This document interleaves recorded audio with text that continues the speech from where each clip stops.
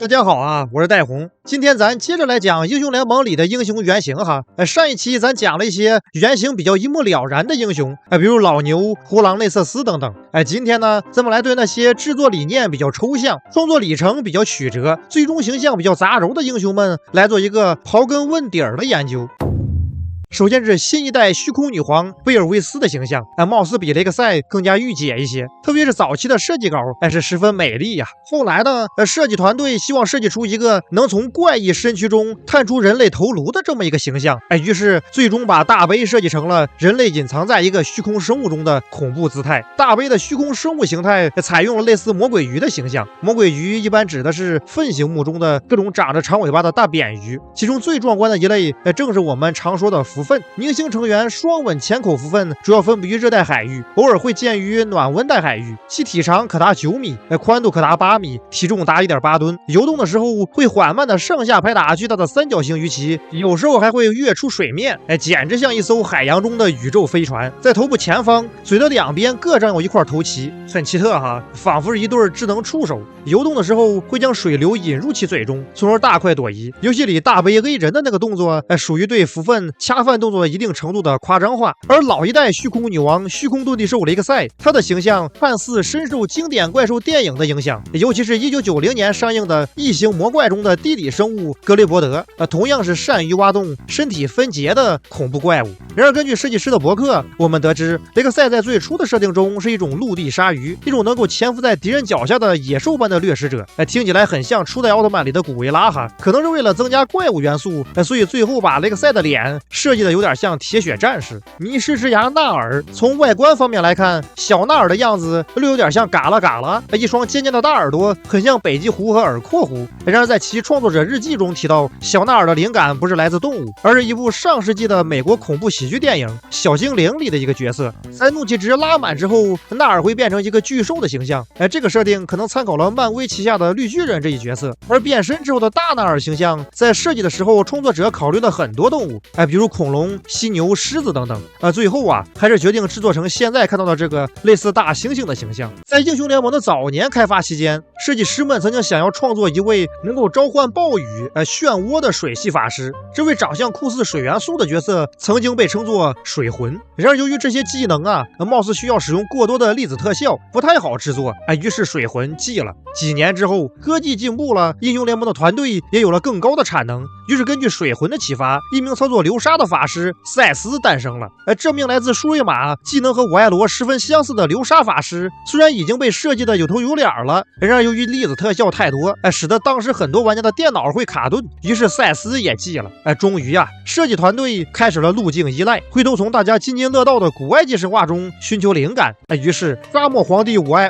阿瑟尔诞生了。虽然阿瑟尔的外貌很像一只黄金脆皮鸡，但其实他的原型来自于古埃及神话中的天空之神荷鲁斯以及太阳神拉，这两位埃及神的形象十分相似，都是笋头人身。这个笋头的原型应该来自于地中海笋或者油笋。油笋是笋属中体型较大的一种，分布范围十分广泛，除了寒冷的极地以及海拔太高的山脉以及热带雨林，全球其他地区基本都能看到它的身影。是地球上俯冲速度最快的鸟类之一，干克能力十分强悍，它们会在空中追逐斑鸠和鸽子等，等猎物筋疲力尽之后再将其击杀，大快朵颐。阿瑟尔的好基友泽拉斯是一个传统的远距离法师，我一直感觉泽拉斯长得很像数码宝贝第2部的古神兽，但其实泽拉斯的外貌灵感应该来自于星际争霸的执政官德玛西亚的光之魔女拉克斯，是一位心明眼亮、十分善良的小姐姐。从她的外貌形象还有名字就能看出来，设计师想要设计一个光芒四射、十分正面的美女形象。然而在现在的网络舆论中，老光的名声貌似有点向着反方向发展了。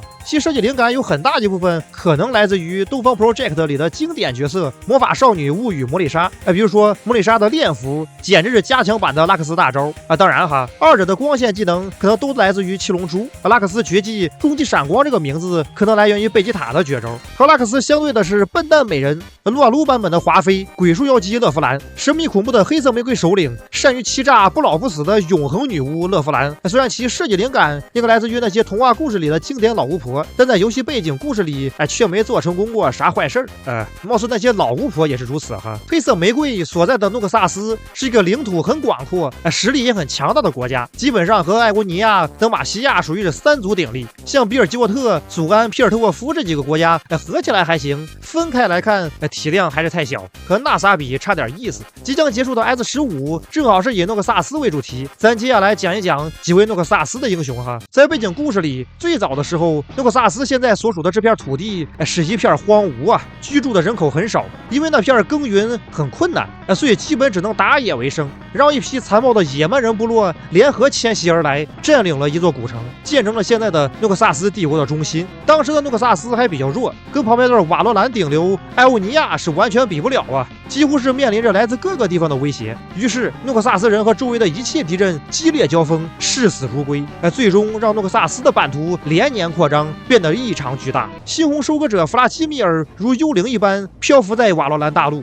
他如同一位活了好几个世纪的老者一般，智慧而超然物外地洞察着世间的一切。他很少将自己局限于幕后的阴影中，而是走到台前来引导着大众。虽然很多人害怕他，认为他像是一个吸血鬼一般蛊惑人心，然而抛开其他社会名流对他的污蔑，大家看到的往往只有弗拉基米尔的亲善以及他公开反对崔法利议会的声音。弗拉基米尔的原型应该来自于经典吸血鬼角色俄古拉伯爵。智慧的弗拉基米尔之后是拥有钢铁之躯的铁男萨恩乌祖尔，只不过大家更熟悉他的另一个名字铁杆迷魂莫德凯撒。在铁男的敌人眼中，他仿佛只执着于屠杀和毁灭，然而殊不知铁男其实并非一个粗人，而有着更加宏大的计划。后来在他的努力之下，诺克萨斯被打造成了一座仿佛无法攻破的不朽城堡。暴怒骑士克列是一个性情急躁、喜欢吃玉米卷的粗人，设计师想要把他设计成一个骑着坐骑、身手敏捷，与朱妹瑟庄尼形成鲜明对比的角色，其形象和 Q 技能补雄器从某种程度上来说，略有点像《魔兽争霸3》的兽族2本单位狼骑。诺克萨斯统领斯维金仿佛是个天生的政客，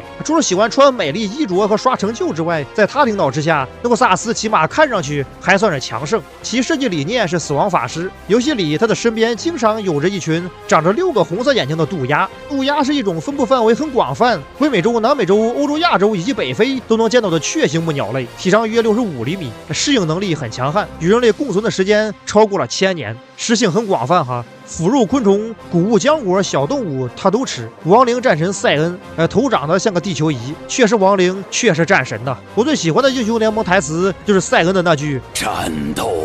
爽”。关于英雄联盟原型的介绍，在这告一段落，给大家观看。大家喜欢的话，希望点个3连关注。我是戴红，我们下期再见。今天又是普通的一天，加油吧，大家！